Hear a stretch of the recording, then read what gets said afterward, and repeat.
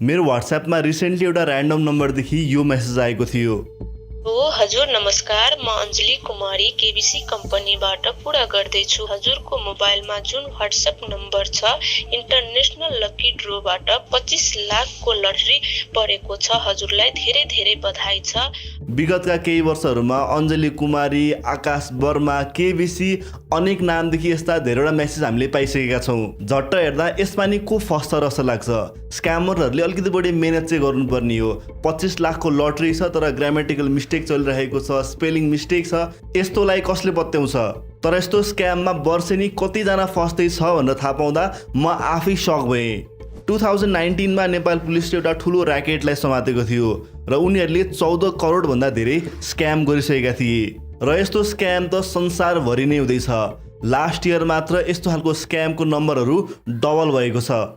यस्तो खालको lottery स्क्यामलाई advanced fees scam भनिन्छ, जसमा स्क्यामरले सुरुमा तपाईँले एउटा ठुलो अमाउन्ट पाउनुहुन्छ भनेर मेसेज पठाउँछ, तर तपाईँले ट्याक्सको नाममा, प्रोसेसिङ फीको नाममा, लिगल फीको नाममा थोरै एडभान्स मनी पठाउनु पर्ने हुन्छ। इन्टरनेट अगाडि पनि मेल बक्समा ऱ्यान्डम चिठी पठाएर यस्तो खालको स्क्याम गर्न प्रयास गरिन्थ्यो। इन्टरनेट आएपछि इमेलमा म नाइजेरियन प्रिन्सेस हुँ भन्दै स्क्याम गर्नेहरू आए र अहिले यही स्क्याम लटरी भनेर WhatsApp र मेसेन्जरहरूमा आइरहेको छ। तर यो भिडियो लटरी स्क्याम र केबीसी स्क्यामको बारेमा होइन, त्यो त एउटा मात्रै स्क्याम हो। तर नेपालमा यस्तो कतिवटा स्क्याम र के हुँदैछ र यसको पछाडि को छन् भनेर मलाई जान्ने इच्छा भयो। यो सबैबाट मैले के थाहा पाएँ भन्दा एउटा ठुलो नेटवर्क छ स्क्यामरहरूको। केही हजार रुपियाँ ठग्नेदेखि $multi-million स्क्याम गर्नेसम्मको, सिङ्गल रूपमा स्क्याम गर्नेदेखि एउटा कर्पोरेसन, एउटा संस्था जसरी काम गर्ने स्क्यामरहरू पनि। यो हो त्यो अनलाइन स्क्यामको दुनियाँ।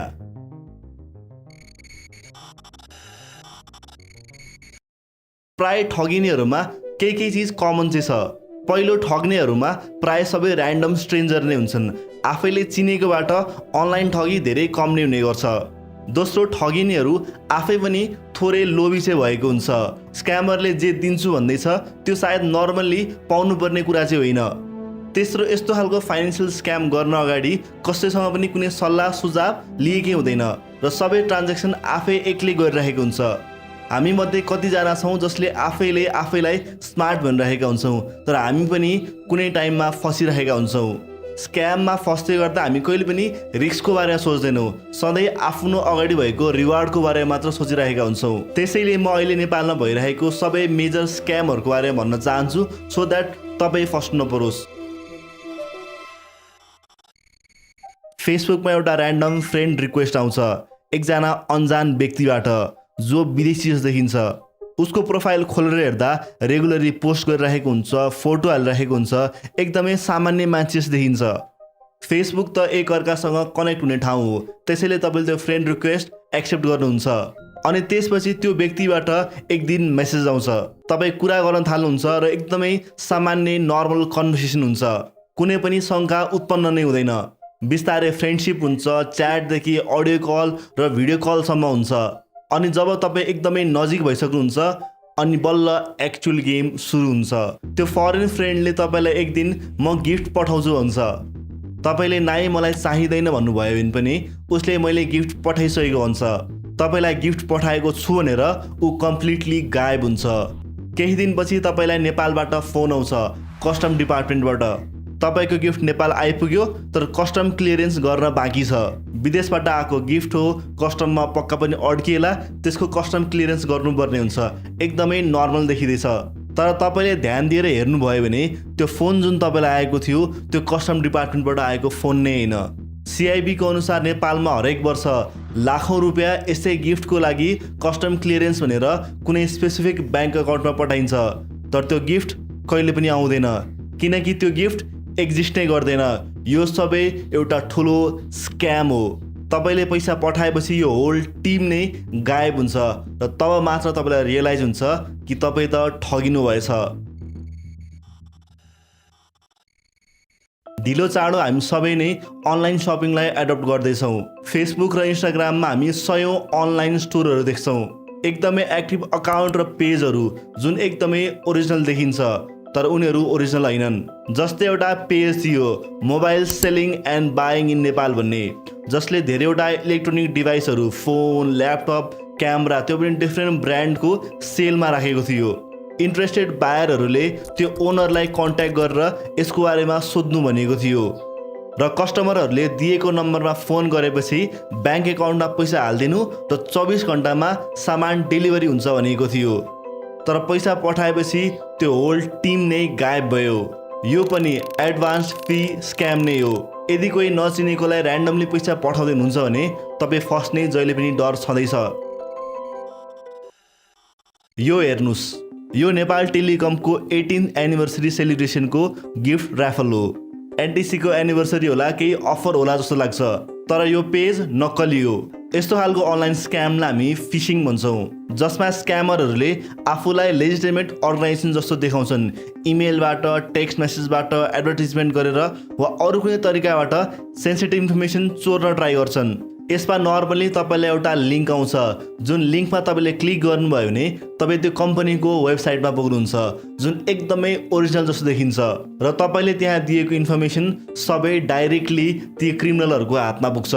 जस्तै अघिको एनटिसीको अफरवाला पेजको माथिको युआरएल हेर्नुहोस्, त्यहाँबाट यो फेक हो कि रियल हो थाहा भइहाल्छ। एउटा रियल कम्पनीको युआरएलमा यो लक हुन्छ, जसलाई हामी एसएसएल सर्टिफिकेट भन्छौँ। यसमा तपाईँले पठाउनु भएको इन्फर्मेसन एकदमै सिक्योर मिडियमबाट मात्रै अर्को ठाउँमा पुग्छ, बिचमा कसैले इन्टरभेन्सन गर्न मिल्दैन। त्यस्तै रियल कम्पनीको डोमेन नेम पनि माथि युआरएलमा म्याच हुन्छ, नक्कलीको म्याच हुँदैन। यस्तो खालको इमेल त हामीलाई पनि धेरैवटा आउँछ, यो ब्रान्डदेखि यो ठुलो कम्पनीदेखि हामी स्पोन्सर गर्न चाहन्छौँ भनेर। तर उनीहरूको डोमेन नेम हेर्ने बित्तिकै थाहा हुन्छ कि उनीहरू रियल कम्पनी होइन। नेपालमा फिशिङ सम्बन्धी धेरैवटा हाई प्रोफाइल केसहरू पब्लिकमा आइसकेको छैन र इन्डिभिजुअल लेभलमा कोही व्यक्तिले धेरै पैसा गुमाएको घटना पनि हामी भेट्दैनौँ, किनकि उनीहरूले नर्मल मान्छेलाई भन्दा पनि ट्राभल ट्रेकिङ र टुरिज्मको कम्पनीहरूको इमेलमा अट्याक गरिरहेका हुन्छन्। कम्पनीको सेन्सिटिभ इन्फर्मेसन गइसकेपछि त्यसलाई ब्ल्याकमेल गरेर वा अरू कुनै तरिकाबाट पैसा ठग्ने काम हुन्छ। यस्तै खालको त अरू धेरैवटा सानो ठुलो स्क्यामहरू छ, तर यो सबै गर्दै चाहिँ कसले छ र कहाँबाट गर्दैछ? थोरै पैसा र सानो ग्रुपलाई टार्गेट गर्ने सानो ग्रुपहरू र इन्डिभिजुअल बेसिसमै काम भइरहेको छ, तर मेजोरिटी काम कल सेन्टरदेखि हुँदैछ, जोसँग यस्तो स्क्याम गर्नलाई एउटा होल आर्मी नै छ। केही वर्ष अगाडि नेपालमा भएको चाइनिज एम्बेसीले नेपालको मिनिस्ट्री अफ होम अफेयर्सलाई इन्फर्मेसन दिएको थियो कि नेपालमा रहेको 3000 चाइनिज सिटिजनले कुनै इलिगल एक्टिभिटी गर्दैछन् र उनीहरूमाथि इन्भेस्टिगेसन गर्दा उनीहरूले कल सेन्टरबाट अनलाइन क्राइम गरिरहेको भेटिएको थियो। लास्ट इयर नेपाल पुलिसले एउटा कल सेन्टरमा रेड गर्दा त्यहाँबाट 36 जनालाई अरेस्ट गरिएको थियो। स्काई वर्ल्ड सर्भिस सेन्टरको नामबाट चलिरहेको यो कल सेन्टरको हेड एकजना चाइनिज सिटिजन थिए र यसमा इन्डियनहरू पनि सामेल थिए। त्यहाँबाट पुलिसले 8 लाख रुपियाँ, 262वटा ल्यापटप र 748वटा डेस्कटप भेटेको थियो। त्यही महिना पुलिसले रूपन्देहीमा अर्को एउटा रेड गर्दा 9 जना व्यक्तिलाई समातेको थियो, जसको लिडर इन्डियन नागरिक थियो र उनीहरू विभिन्न खालको फ्रड एक्टिभिटीमा इन्भल्भ थिए। Blue sky business solution private limited कम्पनीको नामबाट काम गरिरहेको उनीहरूले फोन कलबाट र व्हाट्सएपबाट अरूलाई ठगिरहेका थिए। त्यहाँबाट पनि 240 सेट मोबाइल फोन र 100 कम्प्युटर बरामद भएको थियो। त्यो कल सेन्टरले 4 तलाको बिल्डिङमा 3 तला भाडामा लिएर यो अनलाइन फ्रड सञ्चालन गरिरहेको थियो। यस्तो कल सेन्टरमा एकैचोटि 100 व्यक्तिहरू काम गर्छन्, जसलाई स्पेसिफिकली ट्रेन गरिन्छ कसरी कस्टमरलाई ठग्ने र कसरी उनीहरूबाट सकेसम्म धेरै पैसा निकाल्ने। यो स्क्यामहरू किन यति धेरै इफेक्टिभ छ भन्दा नि प्रायः सबै यस्तो खालको ट्रान्ज्याक्सनहरू अनलाइन नै भइराखेको हुन्छ। तर जति हामी अगाडि बढ्नेवाला छौँ त्यति नै हामी ट्रान्ज्याक्सन पनि अनलाइन गर्नेवाला छौँ र त्यो सँगसँगै खतरा पनि बढ्नेवाला छ। जस्तै हामी सबैले ओटिपी त इनेबल गरेका छौँ, वान टाइम पासवर्ड, जुन कुनै पनि ट्रान्ज्याक्सन गर्न अगाडि हाम्रो फोनमा आउँछ। तर स्क्यामरहरूले ब्याङ्क इम्प्लोइ बनेर वा अरू कुनै अथोराइज्ड व्यक्ति बनेर त्यो ओटिपी कोड मान्छेहरूसँग मागिरहेका हुन्छन्। Last year Kathmandu valley crime investigation अफिसमा यस्तो ओटिपी सम्बन्धी 106वटा केसहरू रेजिस्टर भएको थियो र अझै कोभिड पछि गएपछि त क्युआर ट्रान्ज्याक्सनहरू वात्तै बढेको छ।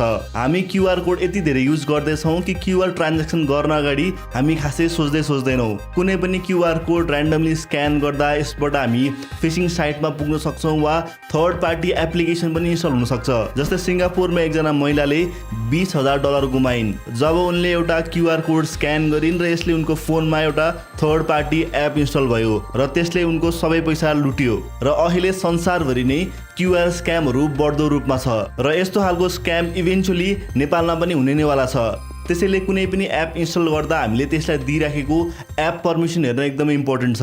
हामी यति धेरै एपहरू इन्स्टल गरिरहेका हुन्छौँ, ह्याक भएको गेम खेलिरहेका हुन्छौँ र तिनीहरूलाई अन्नेसरी पर्मिसन पनि दिइरहेका हुन्छौँ। तर के सबै एपलाई location, camera, microphone, contact, browsing history, photo library सबैको एक्सेस चाहिन्छ त? अझै हामी मध्ये कतिजनाले त पासवर्डहरू फोनमै लेखेर राख्छौँ र अझै पासवर्डको फोटो खिचेर पनि राखिरहेका हुन्छौँ। सो त्यो अनअथोराइज एपहरूले त्यो डेटाहरू पायो भने हामी के गर्ने?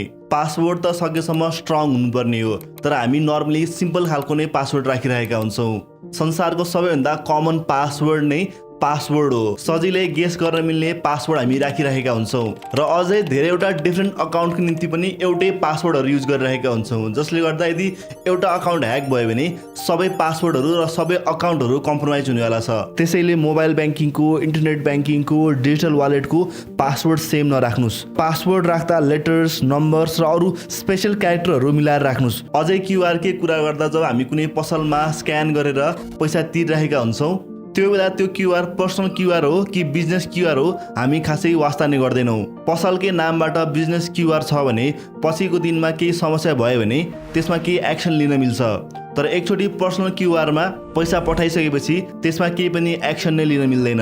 त्यसैले सकेसम्म बिजनेसको ट्रान्ज्याक्सन गर्दा बिजनेसको क्युआरबाट नै गर्नु इम्पोर्टेन्ट छ। र अझै हामी त कसैले एउटा ऱ्यान्डम ब्याङ्क अकाउन्टमा पैसा पठाइदियो भने पनि हामी त्यसमा पैसा पठाइरहेका हुन्छौँ, तर त्यसबाट लिगल सँगसँगै ह्याक हुने चान्स पनि बढ्न सक्छ।